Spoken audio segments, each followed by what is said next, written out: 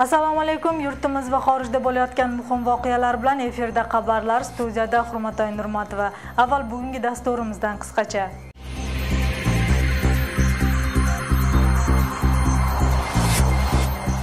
Qirg'iziston harbiylari Suriyaga yuborilishi mumkin so'zlashuvlar bo'layotganini Rossiya Davlat Dumasidan xabar qilishdi. Elarалық mizamdın negizinde, gelişim negizinde bo'layotgan proses. Jalolobod shahar kengashi yana birlasha olmayapti. Endi yangi saylangan deputatlar ham o'z-o'zini tarqatib yubormaydimi? Sharq kengashi sessiyasini chaqira oladi degan ishonim bor. Qiynoq ko'rsatganlarga jazo murakkablashtiriladi agar jazo kodeksining qiynoq moddasiga o'zgartirishlar kiritilsa. Bo'yniga qo'yishga harakat qilishadi. Boshqa odamni desam bularga bir izdab nima qilishdi.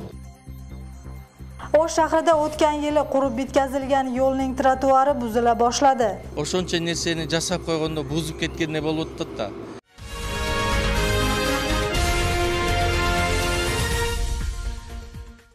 Qirg'izistonning harbiylari Suriyaga yuborilishi mumkin. Bu to'g'risidagi ma'lumotni RIA Novosti agentligiga Rossiya Dumasining Mudofaa komitetining yetakchisi Vladimir Shamanov bergan. Deputatning so'zlariga ko'ra, Qozog'iston bilan Qirg'iziston qurolli kuchlarini Suriyaga kiritish bo'yicha hozirda so'zlashuvlargina borayotganini aytdi. Bu masala bo'yicha Davlat xavfsizlik kengashining kotibi Temir Jumaqadirov Yevropa xavfsizlik va hamkorlik tashkilotining yig'inida tinchlik o'rnatish kontinenti to'g'risidagi so'z bo'lganini tasdiqladi. Biroq bugungi vaqtgacha Qirg'izistonga rasmiy murojaat tushmagan. Qirg'iziston va Qozog'iston harbiylari Suriyaga tinchlik o'rnatish uchun yuborilishi mumkin. Bu haqda Rossiya axborot vositalarida e'lon qilingan. Ushbu xabarni Rossiya Davlat Dumasining Mudofaa komitetining boshlig'i Vladimir Shamanov bildirib, Jamoat xavfsizlik va hamkorlik tashkilotining vakillari kengashida aytilganini tasdiqladi. Hozirda bu borada so'zlashuvlar olib borilib, tashkilotda hech bir qaror qabul qilinmaganini ma'lum qildi. Анда Кыргыз куралдуу күчтөрүн жөнөтүү эмес, ЖККнын тынчтык орнотуу контингенти деп коет. Сирияга куралсыздандыруу аймагына жөнөтүү боюнча суроо көтөрүлгөн. Бирок бүгүнкү күнгө чейин расмий түрдө кайрылуу келип түшө элек. Ошондуктан бул маселе күн тартибинде жок. Ал эми кыргыз аскерлерин Сирияга жиберүү ыктымалдыгы тууралуу жалпыга маалымдоо каражаттарында кабарланган билдирүүлөр туура эмес. Eslatib o'tsak, 4-mayda Qozog'istonning Ostona shahrida Rossiya, Turkiya va Eron davlatlari Suriyada tinchlik o'rnatish uchun memorandumga qo'l qo'yishgan. Bunga ko'ra, Suriyada urushni to'xtatish bo'yicha 4 ta xavfsizlik hududi aniqlangan. Ular Idlib shahridan Xoms shahrining shimoli, sharqiy Guteda va Suriyaning janubidan o'rin olgan hududlardir. Mazkur memorandum asosida Rossiya Federatsiyasi Qirg'iziston va Qozog'istonga Suriyaga tinchlik o'rnatish maqsadida qurolli kuchlarni kiritilishini taklif qilganini Turkiya prezidentining vakili Ibrohim Qalin bildirdi. Биздин askerlerimiz, jokerlerimiz Afrikadagi, Latin Amerikadagi bir top кагуучуларга баягы элчилик милдетин аткарууга барып келгендер болгон. Жекелей уруш эмес, медицина, аскердик медицина жардамы берилген күндөр болгон. Демек бүгүнкү күндө бул жаңылык эмес. Бул баягы калыптанган Elarалық mizamdın negizinde, gelişim negizinde bo'layotgan proses. Antiterroristik gelişim boyunca dünyölük programma var. Misalga Partnerство ради мира деген, ШОС деген, ОДКБ деген. Караңызчы канча. Ошонун баарына Кыргыз мамлекети биргелешип күрөшөбүз деген сөздөр бар. Qirg'izistonlik harbiylarni Suriyaga yuborish uchun ilk bor Suriyadan, xalqaro xavfsizlik va hamkorlik tashkilotlaridan rasmiy murojaat kelishi kerak. Buni Qirg'iz hukumati va o'lka rahbari ko'rib, parlamentga yuboradi. Shu kabi xalqaro harbiy nizolarga Qirg'izistonning qurolli kuchlarining yuborilishi haqidagi masalani Jo'g'org'i kengashning deputatlari o'rganib, qaror qabul qilishadi. Askerdi jiberde bergen bolboyt da. Al жерде каражаттар бар. Kim ошол каражатты көтөрөт? ООН көтөрөбү, Евросоюз көтөрөбү, же ошол кайрылган мамлекеттин өкмөтү көтөрүлөбү? Ал жерде баягы айрымдар жарадарда болуп калышы мүмкүн. Bu vaqtda Qozog'istonning tashqi ishlar ministri Qayrat Abdurahmanov ham fikrini bildirdi. Uning bildirishicha, ular harbiylarni Suriyaga jo'natish bo'yicha hech kim bilan so'zlashuv olib borgan emas. Bunday bildiruv ayrim qozoq axborot vositalarida e'lon qilinib, Ostona Suriyadagi muammoni hal qilishda o'z hissasini qo'shib, faqatgina so'zlashuvlar uchun minbar tashkil qilib bergan. Полицейский функция болсо, жана коомдук тартип. Анда ба улуттук коопсуздук кызматы, МВД, ички иштер аскерлери, улуттук гвардиянын аскерлерин жиберсе болот. Эгер жана гуманитарный конвой болсо, жана продукты жеткирип, баягы медициналык жардам, продукты жардам берсе, ал жерге МЧСтин, улуттук коопсуздук кызматтын, МВДнин аскерлерин пайдаланса болот. А жанагындай согуш болсо, согуш кадимкиде болсо, ал жерде сөзсүз түрдө ал жанагы коргоо министрлиги, ал жетишпесе чек ара аскерлери мына ошолорду пайдаланса болот да. Suriya o'lkasiga qirg'iz harbiylari 3 yo'nalish bo'yicha kirgizilishi mumkin deydi Mametov. Birinchisi qochqinlarga insonparvarlik yordam berish uchun, ikkinchisi urush to'xtagan hududlarda jamoat tartibini saqlab, aholini tinchligini himoya qilish uchun, uchinchisi esa Suriya hukumati bilan qurollangan muxolifat hamda terrorchilarni o'rtasida borayotgan urushni to'xtatishga yo'naltirilish ehtimoli bor. Buning uchun Suriyadan va xalqaro xavfsizlik tashkilotlaridan maxsus murojaat Qirg'izistonga kelishi kerak. Feruza Murabdullayeva, Gulzara Bakiyeva, Azamat Imanov, Intima. Jalolobod shahar kengashining deputatlari yana birika olmay birinchi sessiya amalga oshmay qoldi. Sessiyada shahar kengashining raisi va uning o'rinbosarlari saylanishi kerak edi. Lekin muxolifatda qolgan Atajurt Onugu Progress partiyasining deputatlari kelmay qo'yishdi. 18 deputatdan tashkil topgan koalitsiya esa kvorumning yo'qligi bois rais va uning o'rinbosarlarini saylay olmadi. Sessiyaga kelganlar hududiy kengashning deputatlik guvohnomasini olgandan keyin qayta tarqab ketishdi.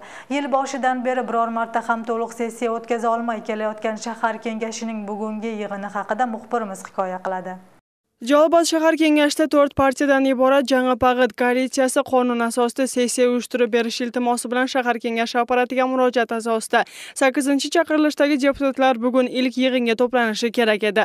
Lekin kvorum bo'lmay sessiya o'tmadi. Mizonda ko'rsatilmagan al narsa. Biroq ko'pchilik koalitsiyasi shahar kengashi sessiyasini chaqira oladi degan ishonchim bor. Bu vaqtgacha deputatlarga hududiy saylov komissiyasi 19-mayda mandatlar topshirilgan. Bugun ular rais va uning o'rinbosarlarini saylab, reglamentini qabul qilish kerak edi. Lekin kun tartibidagi hech bir masala qaralmadi. Jang'i Pag'id koalitsiyasining raisligiga Saydilla Chimberdiyev nomzodi taklif etilib, koalitsiya a'zolari ma'qullagan. Мүмкіншілігіміз бар. Жолдорында қарап тапқанбыз, мыйзам буга жол берет. Biz hazır şu toптолгон көпчүлүк коалиция ишти ырааттуу түрдө алып барып, шаардын маселелерин чече берген мүмкүнчүлүгүбүз бар. Sessiyaga kelmagan Onugu Progress va Atajurt partiyalariga yig'inga chaqirishni 2 kun avval shahar kengashining apparati ma'lum qilgan. Lekin Onugu Progress fraksiyasining lideri Mayrambek Adilbekov ilk sessiyada ko'pchilik koalitsiyaning chaqiruvi noqonuniy ekanligini bildirdi. Мыйзам боюнча аппараттындагы коалициялык көпчүлүктүндагы алгачкы уюштуруу сессиясын чакырууга укугу жок. Бул мыйзамсыз көрүнүш болуп калат. Qonun bo'yicha birinchi sessiyani eks-rais chaqirishi kerak edi, lekin avvalgi kelishmovchilik sabab rais uning o'rinbosarlari ham saylanmagan. Endi shahar kengashining ishiga hech kim aralasha olmaydi va qonunda sessiyaga kelmagan kengash tarqatilsin degan talab ham yo'q. Agarda bir эле депутат жүйөсү жок, негизи жок, 4 жолу ошол сессияга келбесе, анда депутаттык мандатынан ажырайт деген жер бар.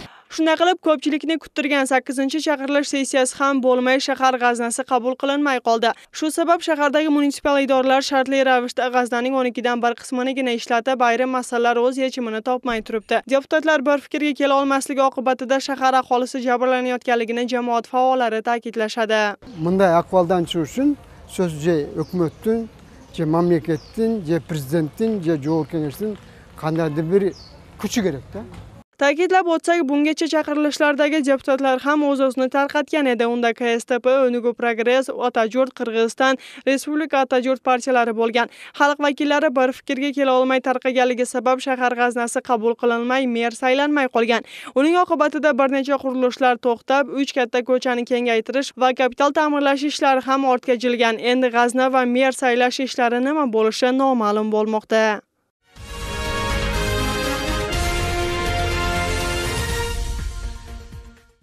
O'lkada qiynoqlarning ko'p qismi kuch organlari tomonidan bo'lmoqda. Masalan, o'tgan yili qiynoq bo'yicha 435 fakt aniqlanib, uning 96% militsiyalar ishtirokida sodir bo'lgan. Bu ma'lumot Qirg'iziston Bosh prokuraturasi tomonidan aniqlandi. Shu sababli bugun huquqni himoya qilish organlari, xalq vakillari yig'ilib, mazkur masalani oldini olish va unga yo'l qo'ymaslik choralarini muhokama qilishdi. So'nggi yillarda Qirg'izistonda qiynoqqa duchor bo'lganlarning soni ozaygani sezilmoqda. Masalan, 2015-yilda o'lka bo'yicha 489 fakt aniqlangan bo'lsa, 2016-yilda ko'rsatkich 54 ga ozayib 435 ariza tushgan. Ularning 48 tasiga jinoiy ish qo'zg'algan. Degan 435 ning ichidan 187si qiynov bo'yicha g'anada, qolgan 248i bu odamgarchilikka jatmagan qatal ma'mulalar bo'yicha qarillarda. Ammo qiynoq faktlarining 96% militsiyalar ishtirokida bajarilishi Bosh prokuraturadan arizalarni o'rganish vaqtida aniqlangan. Kuch organlarining qo'pol muomalasiga asosan puli yo'qlar duchor bo'lishar ekan. Sababi jinoyatda gumonlanganlar oqlovchi yollashga ham imkoni bo'lmaydi. Undan foydalangan militsiya xodimlari gumondorlarga kuch qo'llanib, aybni tan oldirgan vaziyatlar bo'lishi aytildi. Допустим, kraja, o'g'irlik qildi, telefon o'g'irladi, boshqa ishlar bo'yicha, o'sha oddelda yana bir 10 shunday ishlar bor-da, ochilmagan ishlar bor. Men ular nima qiladi? Shu odamga shuni bo'yniga qo'yishga harakat qilishadi. Boshqa odamni zecham bularga bir izdab nima qilishdi? Tahlilchilar masalani tez orada hal qilish kerakligini ta'kidlashadi. Sababi militsiya qiynoqlari aybsizlarni ham temir to'r ortiga qamashga asos bo'ladi. Shu sabab xalq vakillari va huquq himoya organlari bir yerda to'planib vaziyatni muhokama qilishdi. Unda ko'pchilik qonunga o'zgartirish kiritib, jinoyatchilarga jazoni kuchaytirish taklifini bildirishdi. Bayaqi mabdan qiynovlar bo'lgandan keyin, sotga berilgandan keyin sot может жараша аласыңарбы деп ушундай бир оправдание болот да. Мен ойлойм, бул маселе боюнча эч кандай бир уголовный процессуальный да уголовный кодекстерде эч кандай бир болбош керек примирение. 2019-yilda Jinoyat va jazo kodeksining qiynoqlar moddasiga o'zgarish kiritilishi kutilmoqda. Bugungi muhokama yakunida qo'shimcha qilinadigan kodeks loyihasida qiynoqqa olganlarning ishini juda og'ir jinoyat deb hisoblash kerak degan qarorga to'xtalishdi.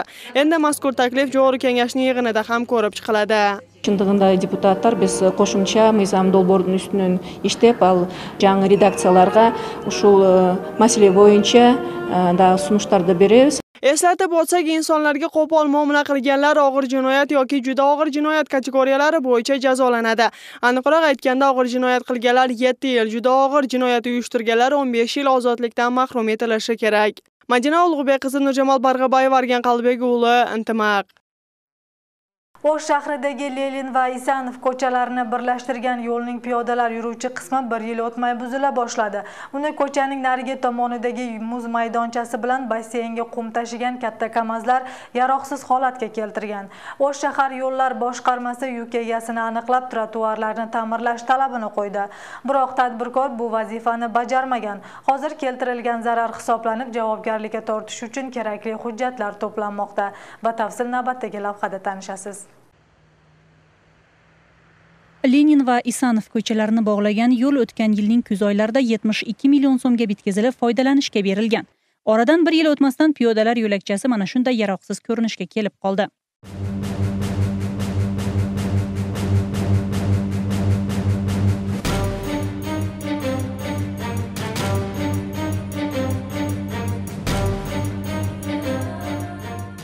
Piyodalar yo'lakchasi muz maydoni hamda cho'milish havzasiga olib boradi. Bu obyektlar Jo'g'ri kengashning sobiq deputati Urmat Amanbayevaga tegishli ekanligi aniqlangan. Piyodalar yo'lakchasini buzgan og'ir avtomobillar muz maydonining qurilishi uchun tuproq to'kkan. Yo'llar boshqarmasi kamida 40 tonnalik yuk kirganini aniqlagan. Oqibatda esa mana shunday ko'rinishga kelgan. Fakt бар, akt tuzilgan, bardығы dayar. Qalına keltirgen demes болуп атат да, кептин барычы.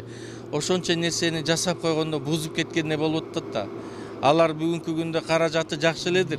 Биз берген каражатты бүгүн эртең айтсак эртең, бүрсү күнү айтсак бүрсү күнү келтирип коет. А негизгиси ушул жакшынакай жер бузуп кеткенде болуп турат да. Mazkur masala bo'yicha sobiq deputat Urmat Amanbayeva bilan bog'langanimizda tez orada piyodalar yo'lakchasi ta'mirlanib, xarajatlar to'lanadi deb ishontirdi. Ta'kidlashicha, qum boshqa xususiy tadbirkorga tegishli bo'lib, faqat sobiq deputatdan turoqni muz maydonining ortiga vaqtinchalik to'kirishni so'ragan ekan.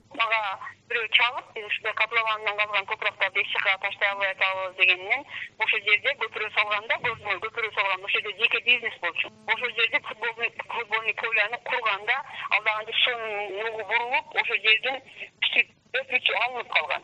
Анан мен деген ошол жердин үстүн тегиз эткенге, анда ошол жерге таштап кое бергиле деп айтып, ошол жерге келип камаздап таштаганда жолдун деген тротуар бузулуп калыптыр. O'sh shahar yo'llar boshqarmasi sobiq deputatning jo'yali bahonasini asossiz deb bildirdi. O'tgan yili bitkazilgan yo'lni yil o'tmasdan shunday ahvolga keltirgan tomonni javobgarlikka tortish uchun tegishli hujjatlarni tayyorlashmoqda. Bugungi kunda keltirilgan chiqimlar hisoblanib, zarar 25 ming so'mni tashkil qildi. Umida Mirzabayeva, Begimay Asanova, Qimmatbek Abdusamatuli, Intimaq. Dasturimizning ikkinchi qismini boshlaymiz. Avval uning qisqacha mazmuni bilan tanishtirib o'taman. Yangiliklarni esa reklama va e'lonlardan so'ng davom ettiramiz. Bizdan uzoqlashmang.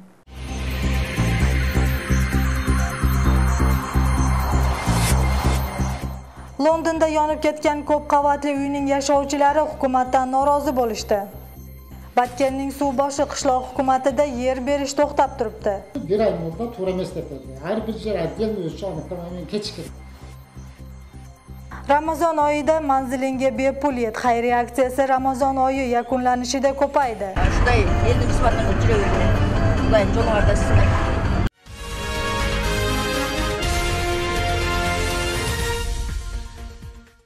Batkenning suv boshi qishloq hukumatida yer berish ishlari to'xtagan sababi ajratilgan yer yaylov kategoriyasida bo'lib, aholi punktiga almashtirish kerak. Biroq parlament qabul qilgan qaror bo'yicha transformatsiya qilish mumkin emas. Shunday bo'lsa ham yerning kategoriyasini o'zgartirish xulosasi moratoriy e'lon qilingunga qadar kelishilgan edi. Shu sababli yerga muhtojlar hukumatdan ruxsat bo'larmikin degan umidda. Sababi mahalliylar yer yo'q, uy qurolmay qiynalishmoqda.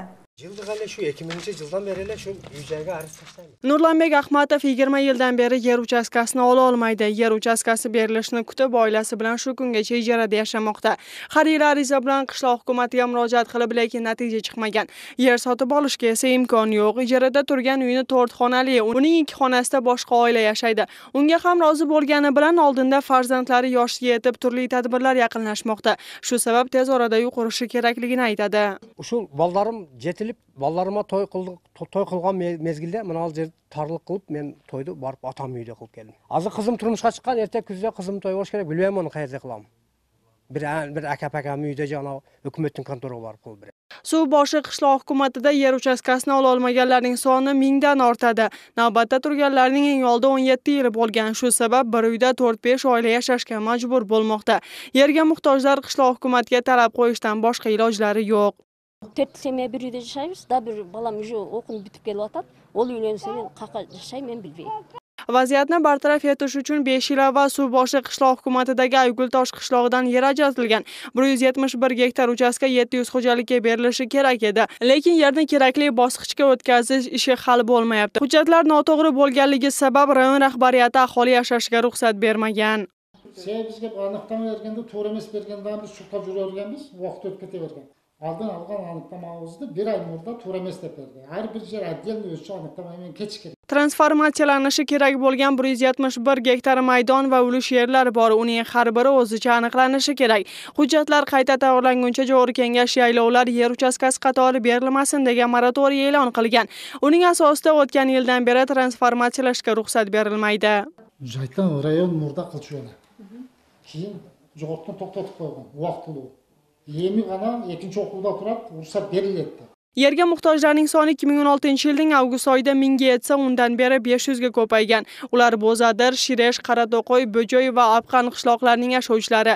Qishloq hukumatida jami 6300 xo'jalik bor. Eslatib o'tsak, 2016-yilning aprel oyidan boshlab yaylovlar vaqtincha uy qurishga ruxsat berilmaydi.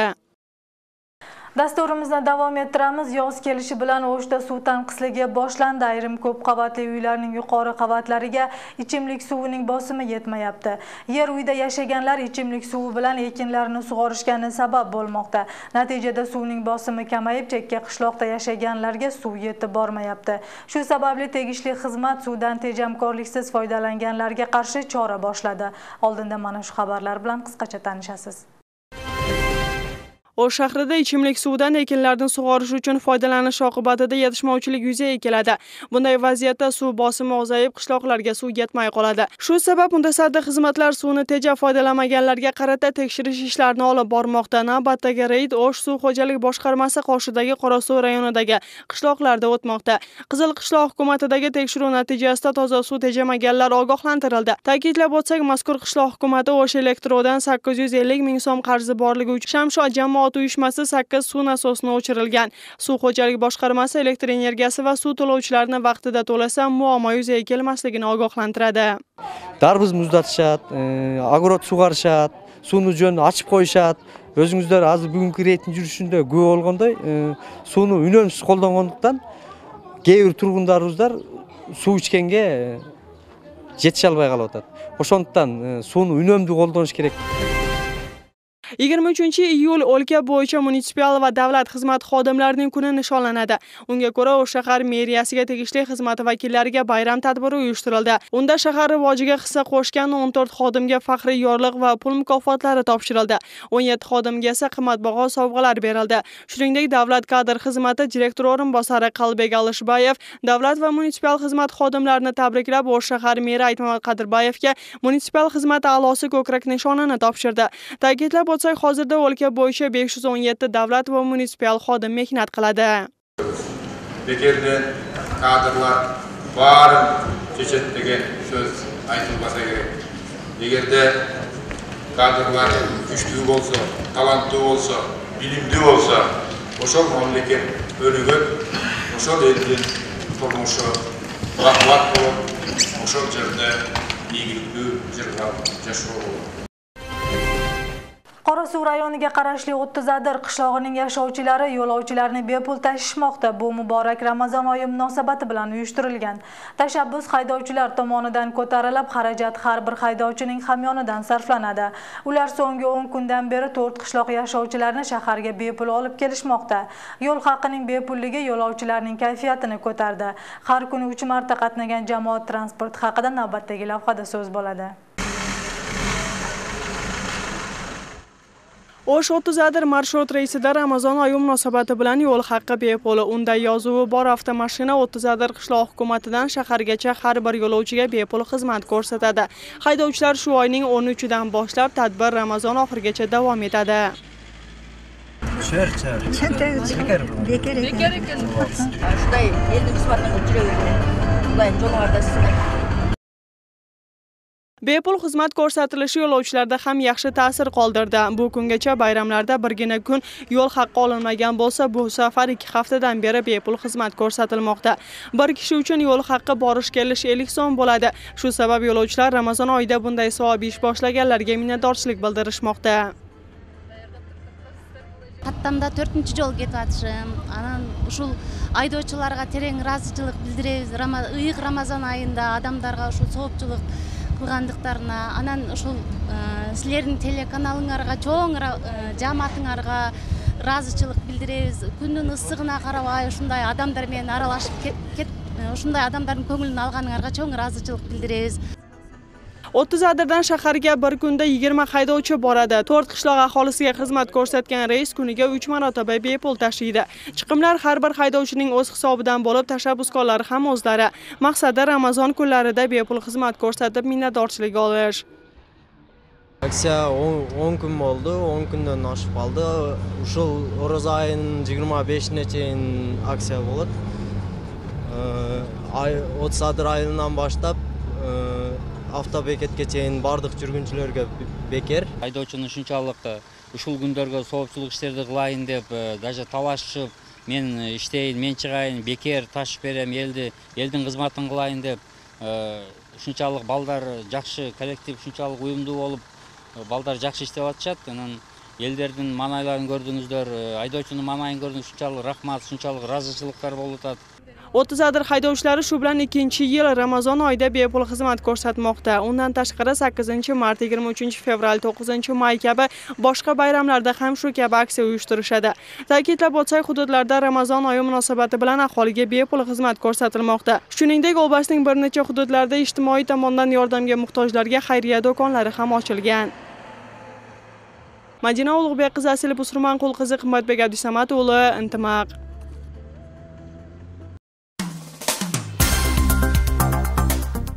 Dasturimizni xalqaro xabarlar bilan davom ettiramiz. O'tgan haftada Londondagi ko'p qavatli uydan chiqqan yong'in 79 kishining umriga zomin bo'ldi.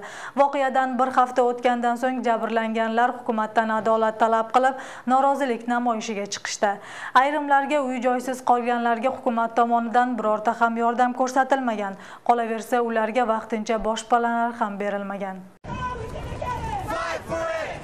Londondagi ko'p qavatli uyning 200 ga yaqin yashovchilari hukumatga norozi bo'lib piyoda yurishga chiqishdi. Ular hukumatdan adolat talab qilishmoqda. Eslatib o'tsak, 14-iyunda 24 qavatli uydan yong'in chiqib, imorat to'lig'i bilan yonib ketgan. Halokat oqibatida 79 kishi halok bo'lib, undan tashqari bedarak yo'qolganlar ham bor. Yong'in o'chirish xodimlari halok bo'lganlar soni yanada ortishi mumkin deb eslatishgan. Norozilik yurishga chiqqanlarning biri 18 yoshli Muhammad.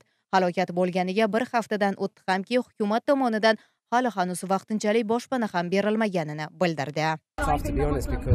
Chindig'ida abdan qiyin. Odamlar tartib saqchilarining ko'zim o'lindi. Ko'chada o'qtab kun kechirib qolishdi. Atayim bir-birlari qayrilsak, ular keziga turu kerak deb qo'yishdi. Hal degani bosh panik oluvchining taqri bara turgan jeri yo'q, selsayoq bo'lsa kerak ekan. O'shunda atayim bir-birlaridan joy ajratib beriladi.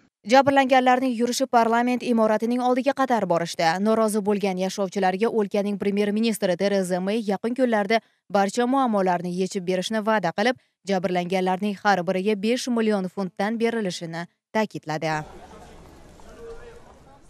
Gvatemalada kuchi 6,8 balga yetgan zilzila sodir bo'ldi. Ta'kidlab o'tsak, bir hafta avval ham shunday zilzila bo'lib, bir necha kishi halok bo'lgan edi. Bu safargi zilzilada binolar vayron bo'ldi, lekin insonlarning o'limi ro'yxatga olinmagan. Yarim qulagan imoratlar, ag'darilgan daraxtlar zilzila oqibatida yuzaga keldi. Yer silkinishi Gvatemalani mana shunday ko'rinishiga sabab bo'ldi. AQShning geologik tekshiruv xodimlarining bildirishicha, zilzila kuchi 6,8 balga yetgan. Xuddi shunday silkinish bir hafta oldin ham ro'yxatga olingan edi. Undagi fojiadan bir necha kishi halok bo'lgani aytilgan. Ushbu hodisa hech bir inson hayotiga zarar yetkazmadi. Qaza bo'lganlar turali ma'lumot tushgan yo'q. Bo'lgani bir ayol jabr ag'a qutqaruvchilar o'z vaqtida yordam ko'rsatishdi. Eslatib o'tsak, bundan 5 yil avval Gvatemalada yuz bergan zilziladan 40 ga yaqin kishi halok bo'lgan edi. Ammo eng kuchli zilzila 1976-yili ham qayd etilgan. U vaqtdagi zilzila oqibatida 30 mingga yaqin kishi halok bo'lib, 70 mingdan ortig'i jarohat olgan. 4 arab o'lkasi Saudiya Arabistoni, Birlashgan Arab Amirligi, Bahrayn va Misr Qatarga nisbatan e'lon qilingan munosabatni to'xtatish uchun bir nechta shartlarni qo'ydi. Bu haqda Al Jazeera telekanali bildirdi. Ular Qatardan musulmon og'aynilar harakati, Hezbollah, Al-Qoida va Islom davlati guruhlari bilan munosabatlarni to'xtatishni talab qilishdi. Ro'yxatdagi o'rnish talabining ichida Al Jazeera media markaz ko'rsatuvlarni to'xtatish, Eronning diplomatik vakilligini yopish, Eron bilan savdo aloqalarini AQSh kiritgan sanksiyalar asosida olib borish, Qatardagi turk harbiy bazasini yopish ham bor. Bu talablarni bajarish uchun Saudiya Arabistoni, Misr, Birlashgan Arab Amirligi va Bahrayn Qatarga 10 kunlik muddat berdi. Korrupsiyaga qarshi kurashish fondining xodimi Georgiy Alburov Twitteriga taqiq qo'yilgani uchun Rossiya premyer-ministri Dmitriy Medvedevni sudga berdi. Georgiy Alburov hukumat rahbari Twitterini o'qish imkoniyatidan mahrum qilingan. Fond yuristlarining ma'lumoti bo'yicha Medvedevning mikroblogi rasmiy manba bo'lib hisoblanadi. Sababi bu yerda Rossiya hukumatining saytiga iqtibos qilinadi.